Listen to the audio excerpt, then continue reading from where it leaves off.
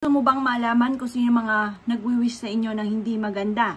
Madali lamang po yan. At para bumalik din sa taong ito kung ano man yung mga winish po nila sa inyo na hindi maganda.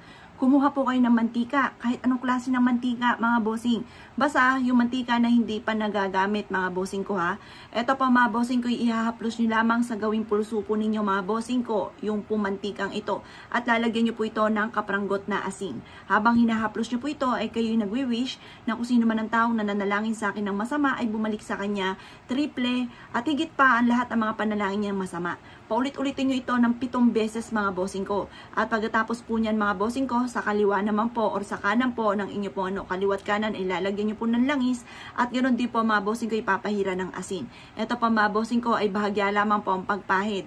Yan po mga bossing ko ay meron ka matutuklasan or meron ka mababalitaan na may tao po na malapit po sa inyo. Pero kung hindi naman malapit sa inyo at hindi nyo na po mababalitaan pa, ay okay din naman po yun. Pero ito po ay may balik ka agad sa tao na nanalangin ng masama. At ikaw po ay magkakaroon din ng mabisang proteksyon. Kung halimbawa wala naman nanalangin sa inyo po ng masama, mas mainam gawin nyo rin po ito mga bossing ko ng Tuesday or Friday upang sa ganoon kayo po mga bossing kayo magkaroon ng mabisang proteksyon at malayo sa anumang kapamakan. Pwede nyo rin po ito ituro sa mga mahal nyo po sa buhay upang sa ganoon kung may mga tao na may mga masamang intensyon, panalangin ng mga masama ay hindi ka agad tatalab once na ito po ay magagawa po nila.